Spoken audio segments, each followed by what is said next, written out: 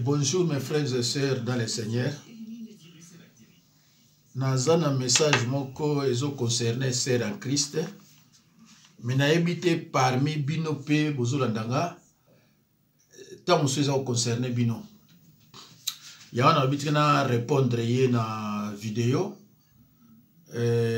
Kamoko iko ko concerné pe bato bede.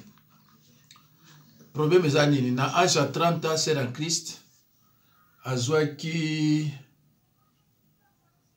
mobali moko na mbongo penza ya mbongo ya bien pona mobala ye mais tango akende koyebisa pasteur abina yeba lokola mobali ona bala même soki aza na mbongo eza péché donc okokobala te okobala ye te nzambe akotindela yo oya yo. Alors c'est la crise de père apatientaki mais si il y a 35 ans et plus, nous avons atteint les gars. Bon, continuez à tout patienter. Il y a une patienter qui a 40 ans. Abisa na foi. Bandeko,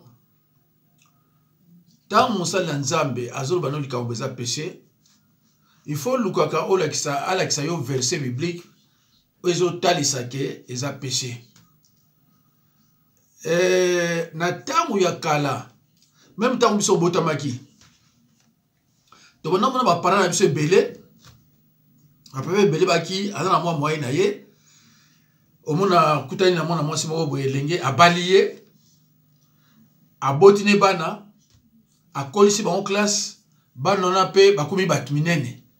Nzambe pamboli bango. Mais ba maman wana bana créer ba problème na bandana bango te. Et c'est qui nango normal, et qui sans problème. Sikoyo tango to ye awa, tango to koli, to ye na boka ba mindele. Balobi no apa na biso mobali fazaka na mwasi moko. Eza mabete, eza normal. Mais soki mobali yango aza na mbongo. Habite Nzambe akela basi baze belé ke mibali.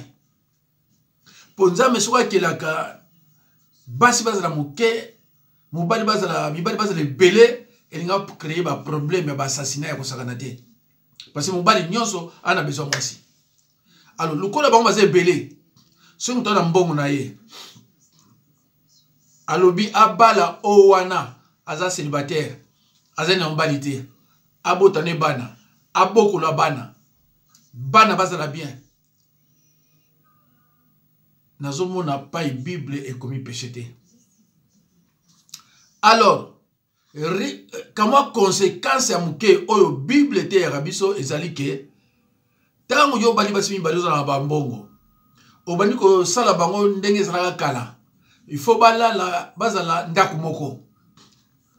Or, le fait que vous ndaku moko basi et créer un problème. C'est pour cela, tant que vous avez mbongo, ali ko bala yo, mais azana mwasi na ye. Boko va nanda ko bokote, yo foza nanda ko na yo, yepe ananda ko na ye. Ngai na luki partout na Bible et pas ibalobi ki za péché. Le reste ba kamobiso basali nzambe to bakisaka yango. Alors, ngai luko abino oyebi ngai ki ba référence na ngeza toujours Bible. Tokende na Bible na référence. Dans la référence à la Bible, toute la Bible est même sonini. Alors, bino pe obo landangai.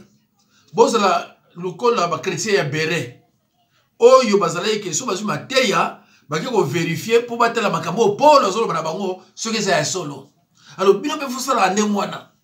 Parce que ba mususu batia commenter la condamner sans que a examiner ba nini ba parole parce que ça n'a tenté. Azana temps ya kolanda makambo ya muziki, azana mbata ya kolanda makambo o ezanga tina, mais makambo nzambe temps ya nakate parce que belé ba musuba ya kapana ba kimaka. Parce que azana temps kolanda makambo nzambe te. Azana beso makambo nzambe to musala nzambe tango ya belé ya komi grave. Wana omuna ko suma mbangu Bible na librairie. Alors bandeko boko fo boko Bible ya mino boko tanga ba komi nini na Genèse 4:19. Les mecs les mecs mutaki na makambu ya polygamie. Bon tanga kuna Bible soka lobi na nini sope lobi péché. To kesi koyo na mutabuto Abraham. Boyebe oke Abraham abotaki na bana mibale, na basi mibale, Sarah na Agar, égyptienne. Mais il créa qui va problème. Sarah, Abraham, parce que moi, on a une promesse. Sarah est bagité. Et Sarah m'a dit, Abraham, azwa, moi, si je suis pas à moi. Mais tant que je n'ai pas eu jalousie, ma kasi, alingi kutu Agar vanda sunanda kuti. Mais Nzambe te muta benganaka Agar nanda kwa sa ya Abraham. Abraham pete muta benganaka mwasi wana nanda kuna ye. Mais Nzambe alobi na ye pour na créer ba problème te lukola. Sarah a vraiment déterminé ya kusaleme mabe kende na Agara kende égyptienne. Mais ko kende ya kendaki atiki be mwana ngonde ngona te na nzela pambola kiye tamaki na posa mai. Mais bandeko après liwa ya Sarah, Abraham azoki Agar. Pardon, Abraham azoki Ketura. Tozo ngana na Abraham na Genèse 16:3. Butangi wana. Après pour na Ketura, toke siko na Genèse 25:1. Azoki Ketura, ba woti ne ba na 6, mais pendant que ye azaki na Ketura, azaki suna ba concubine. O ba bengaka ba deuxième bureau, ba troisième bureau, azaki suna bango. Mais nulle part dans la Bible, le mec a péché, Abraham a péché. Il faut faire très très attention pour nous utiliser le mot péché. Au cas où pour nous péché, il faut définir pas moi Nzambe péché et l'ingol banini. Parce que autre chose va awa na 10 commandements Nzambe exacté. Interdiction mutu soza na mbongo na ye abala basi mibale tomisatu interdiction nango péché na Bible exacté. Na 10 commandements exacté. Voilà. Alors toza na nini? Toza toujours na Abraham. Botanga na Genèse 28:9. Tolongo wana. Toke na Jacob. Jacob, Genèse 29:28. Tokomona Jacob basimi bale. Léa na Rachel. Mais Jacob a kenaka na Rachel. Ezaki volonté na été ya kozala basimi bale. Mais circonstance c'est ndaki ke azala basimi bale. Azui na Léa. Ba komi na ndako Nzambe a rendre Rachel stérile. Léa ba bota. Fin de compte, Jacob a boté na basi mi balete ay ko bota na 4 bani basi. Genèse 31:12. Na 4 basi wana ay ko bota na bango. Aboti bana 12. Yango te forma ki les 12 tribus ya bana Israël. Mais Bible ne dit nulle part que Jacob avait péché. Bande kunanga Nenga babino boy. Babengi yango Bible parce que ezali ensemble ya Ancien Testament na Nouveau Testament. Ce qui basangisi yango babengi yango sikoyo Bible. Na base besoin na ngamalam.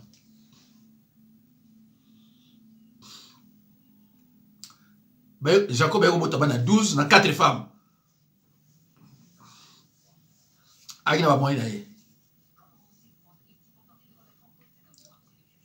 Alors, souka na ngoko tanga na Genèse 31:12. Ngana wapesa bino bilo wa mike mike.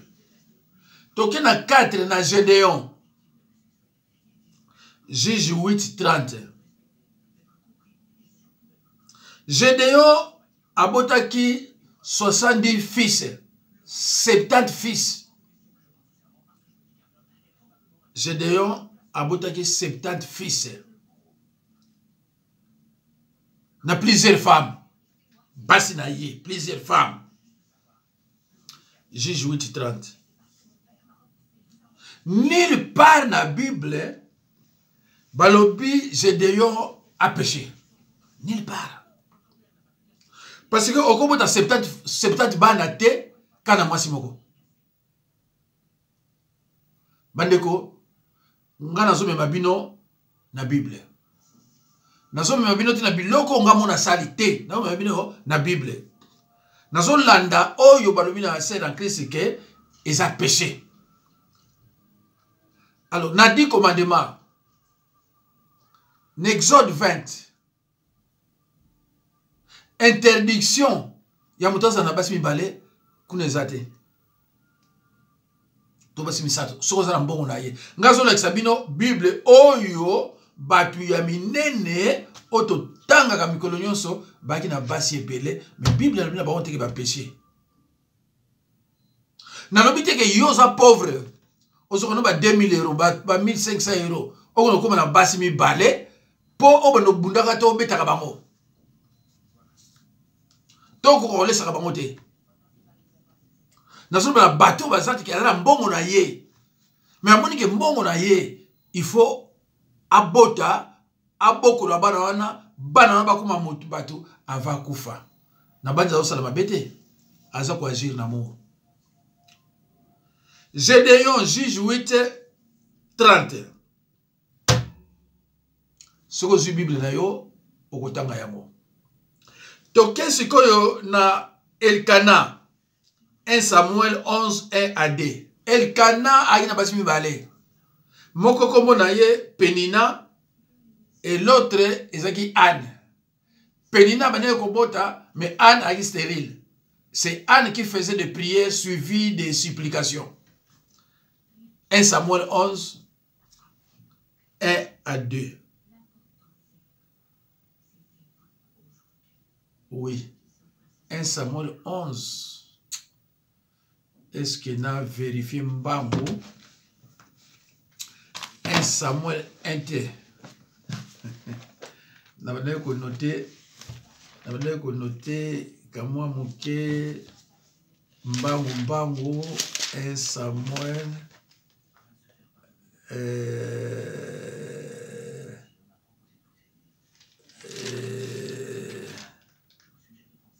Non, il faut dire 1 Samuel 1. Bandeko, il faut ma précision. Ezala. Alors, au moment où on a lobby, Mbalamoko, on a lobby 11, non, ça cloche pas bien, ça ne tient pas debout. 1 Samuel 1. 1-2. On a lobby 1-2. Elkana a na basi mibale moko Penina moko Anne. Penina bande kobota Anne agi stérile. Après suka na yango Anne oyo c'est elle la maman de Samuel. Nulle part tala kutu baboti musala na Nzambe na Anne. Nulle part Bible so na biso que bango ba péché. Soki yo okolo banga na zo ko encourager mibali babala na basi ebele ngai te mais Bible ezotalisa ke eza péché te ngai na telemini na péché eza péché te eza lisumu te. Le roi David 2 Samuel chapitre 3 2-5. Roi Samuel a basi ebele mais moi c'est Nabal tant Nabal a koufi yazué les sous. 2 Samuel 3, 2-5. David va condamner Kaïn à l'ikama mwasi. Tango azwaki mwasi ya mutu. Mwasi wana kumni Barsheba. Atindi mobile ne iri ake na guerre bat placé place moko pour bomaye. C'est là où David avait péché. et puis aye ko sala psaume 51 kolela na nzambe ko senga olimbisi bandeko boluka boye baka liloba mutoyo atiaka liloba na nzambe na misala te azali mutali boma wazo tonga ndako likolo ba zelo alors ce qui voulez bambonge et pourquoi ça ndako wana voilà donc il faut linga liloba bino lingi liloba te ce ka mutu moko bimi abandi ko loba liloba na nzambe na ndenge ya buzoba alibino soko sopa na pana ye li felo bokina mo ebele na la examiner mo ko ayaki abatema ka nzambe mais tala maté yote ya bino ba balani alors bande ko totala to ka liloba ya nzambe ndenge lobi na Nouveau Testament 1 Timothée 3:12 balobi il faut donc que l'évêque soit irréprochable, mari d'une seule femme. Balobi l'évêque Mosali Nanzambe.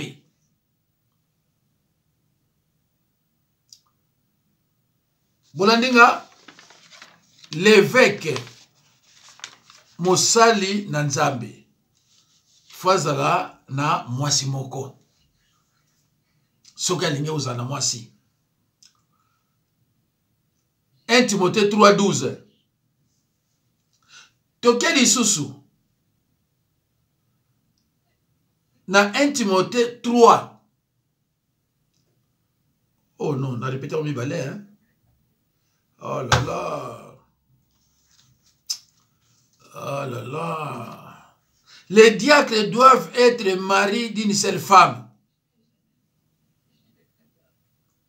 Nous sommes allés verset 1 Timothée 3:12, mais nous sommes allés dans la Timothée. Nous sommes allés dans la Timothée. Nous sommes allés dans la Timothée 3. Alors, bande konangaye. Toke na Tite 1, 5 à 6. Balobi, les anciens et aussi mari d'une seule femme. Wana bazo loba basel la nzambe. Oyo Bible les autres dans le Nouveau Testament. Mais ce aussi qu'on a musal na nzambe te. Bazou ba musal na nzambe parce que musal na nzambe ça trop pris.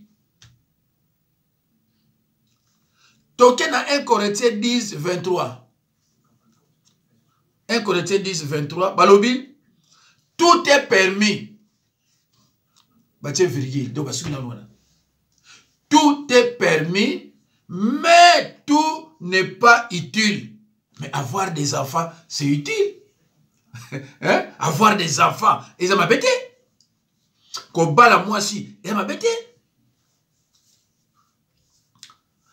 Bandeko, na ziebi verset moko na Ancien Testament, nzambe azo pekisa ba roi kozana basi belé parce que va créer ba problème. Ba roi. Ndeko, ce que bolandi Nouveau Testament, il landaka toujours l'Ancien Testament.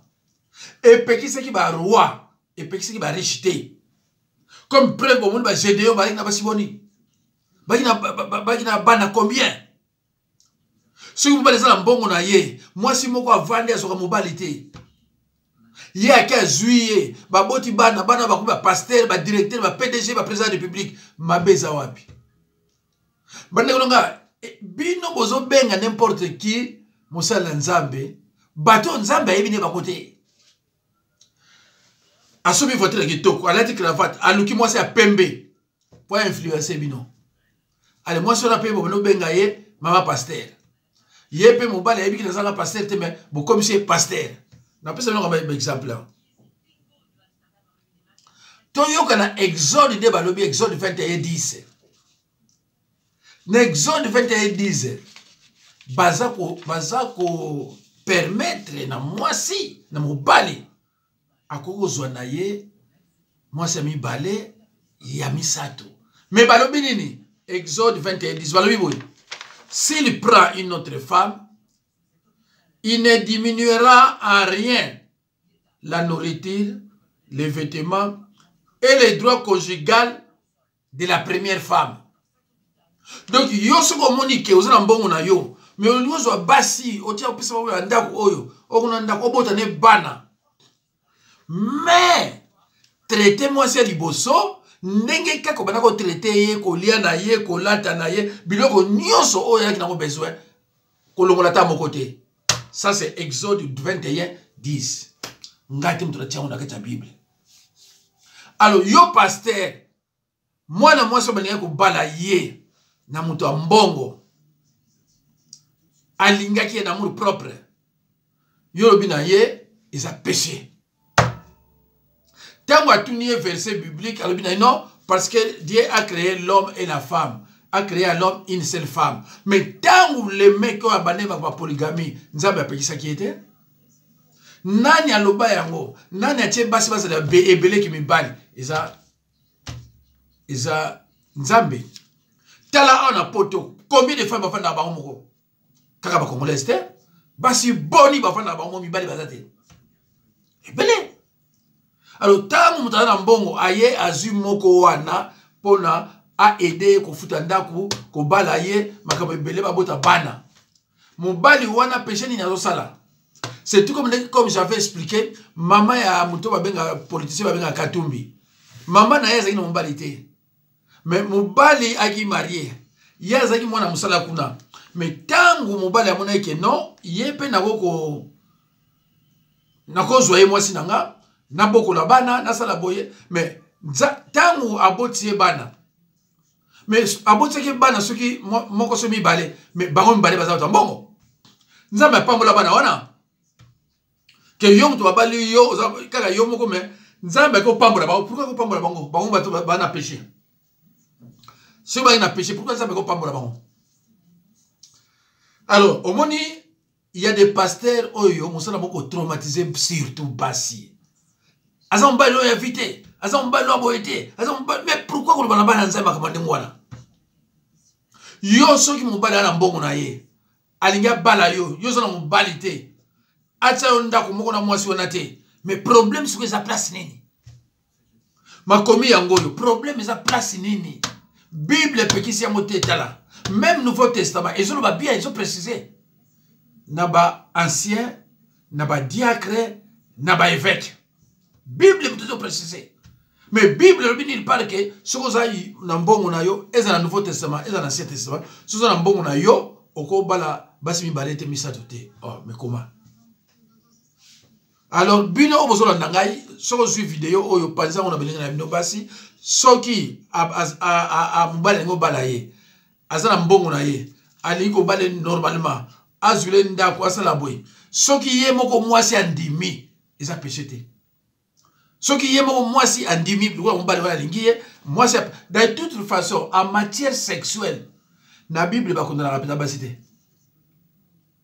La Bible en matière sexuelle va condamner la pétabacité. Botel la David na Bathsheba. Nana condamné Bathsheba. Condamnation c'est pas David. Botel na 1 Corinthiens 5:5. Je nomme moi qui n'a pas papa na ye. Ba condamné nani? Ba condamné mobali. Ba bengane l'église, mais moi c'est pas qui est une église. Pourquoi? Parce que ba yebi que moi si aza être moko faible, yo moto ba na ye. Moi c'est ko bandote balanga ou bien non, moi ça ko ba bandote, yo moto bandaki ye. Alors na matière sexuelle, ba condamné pas moi cité. Même dans la Bible, moi dans la Bible bien. Moi dans la Bible bien.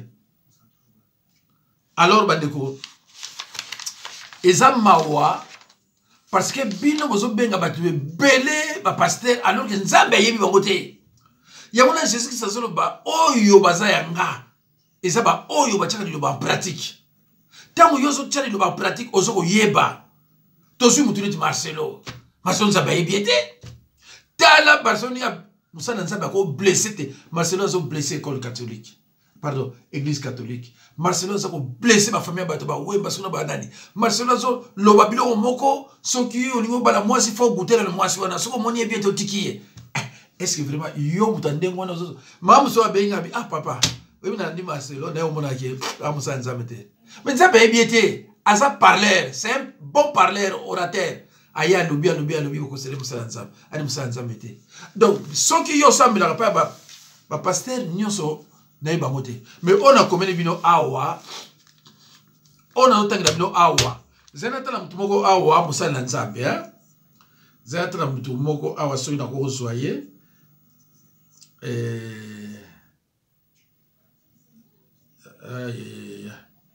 soki vraiment na ko zo so na ko zoyer na la kisabino ye boyoka ye bongo na tangi la bino voilà boyoka ye hein. Oh là là, oh là là, et boynon la quartier la terre boyoka fali ipupa a sacrifié ba bara na ye na quartier la terre oui fali ipupa mama na ye akufa na quartier la terre papa na ye akufa na quartier la terre ozomona ya mo moniteur place ba pesa ki ozomona lelo simbi mama na ye ba kendaki papa na ye ba ki kana kati ya mouvement wana ba bara ba kendaka bana ba kendaka mouvement nazo bisayo bana ngai to kenda to sala bon ngai mbala moko nazo ka problème allo bandeko nako kotika yango te po eza salité trop bandeko boyoki oyo wana ayelaka bino ke ngai naza mosala nzambe na ye naza mosala nzambe mais est-ce que boyoka bamate na ye akoka te boyoki kuna Sindi Fali Kingandi bakombo wana ekosala nini na évangile bakombo wana ekosala nini na évangile mikolo nyonso akostal akoloba kama nzambe atie olobide aloba boye atie mais ce n'est incroyable parce que ibike so atie na bakombo wana bokotala ye belé et que YouTube a ofuta ye. Donc asosa likambo pona nzambe te, mais asosa likambo pona YouTube a futa ye. Parce que soit tu comme fali ou bien soit batu so que fait le truc bolanda. Parce que ayebi ke bolinga ndengwana. Mais ce qui azolo baneti nga, na lo blamo makama nzambe bolanda nga mingite, comme preuve même o bolanda nga mingite. Parce que ayebi ke bino bolingi distraction.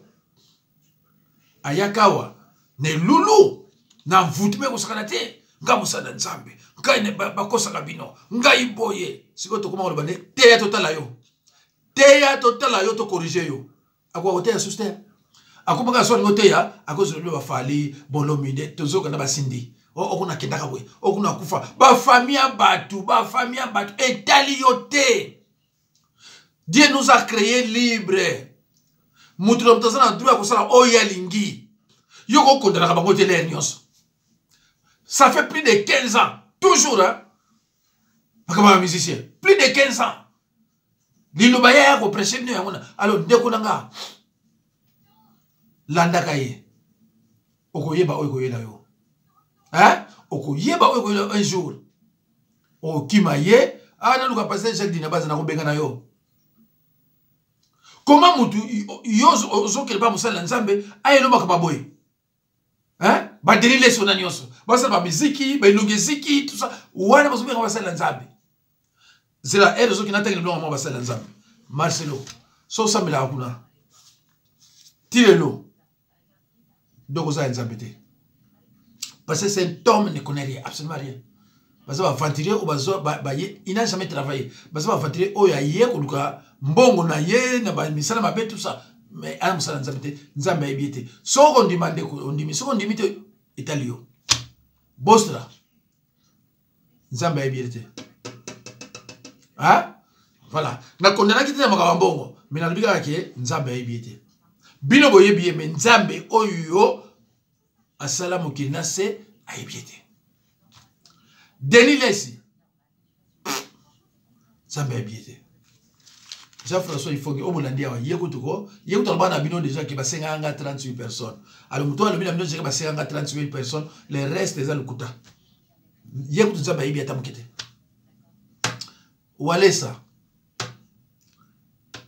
Moïse Mbiye. Mukuna. Mukendi. De toutes les façons, tous les bassins tous les bassins baluba. 99,5 Nzambe Bibangote. Je dis bien 99,5 Nzambe Bibangote. parce qu'ils sont menteurs, ils ne respectent pas les femmes, mais belé à l'écoute. Mais, dans cette vidéo, on a expliqué pourquoi le lobby presque bangonios.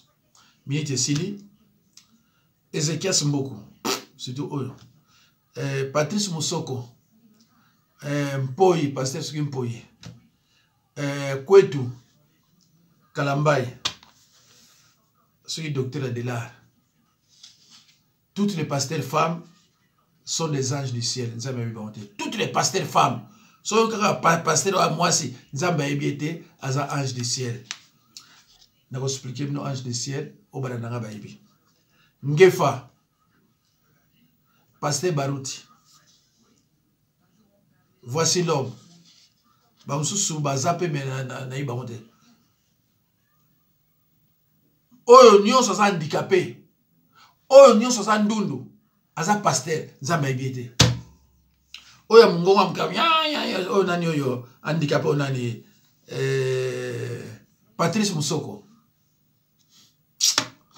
Ako ko musa nzambe ba kongoleza mawa. Makama nzambe za kapona mawate. Makama nzambe za pona mawate. Dieu bénit l'enfant qui est dans le ventre de sa mère. Nzambe ko kamatate ozo mwana azaboye. Ah non, boni mama kamuna na mawa. Hein? Boni mama kamuna mawa o pasa zabo. O yebi ye ndika sale. Tala orgueil ça nango ça normalité. Mais moi tala orgueil ça nango. Mais c'est normal. Est-ce que yé na minute yo akoko zala na Russie, na Bagdad, na bamboko ezoko bitumba. Yako zala kuna to tchaka na mboka ya bitumba te na RDC. Yasimba ka Bible. Nzambe yako nondima nani na musala nzambe na ye akosimba Bible akosimba Bible te ko sokola kutu ye moko impossible. Allez bobenge pasteur ah mboka na biso pesa ya bazoba. Musoko ko musala nzambe ya ko za pasteur te. D'abord aza mwana moko ya malédiction. Aza mwana ya malédiction. Akosimba Bible deni. Aza mamingi. Do so samila pa na yeko na ba onyo so na tangi. Solo na ba senima na ye. On se la très attention. On se la très attention parce qu'on est dans séjour de mort. Vous avez commis des péchés de participation. On se la tangi awa. Attends, moi, je vais vous dire. Namana Moussa Nzambe, moi, j'ai félicité. Mais que le royaume peut-être dans l'examen, il y a 600 ans, il y a ça. Bah, oh, tout. Et ça n'a pas enseigné, mais ça, on peut s'y monter à monter. Bah, oh, nous, on se sauve, on va battre à Dim. Bah, quoi, monter. Bah, parler à Dim. Mais si on va battre à Dim, bah, quoi, monter, bah, tout. Bah, tout, na tiao. Tout le monde côté à Dim, merci beaucoup, Nzambe, Pamolabino. À la prochaine occasion. Que Dieu vous bénisse.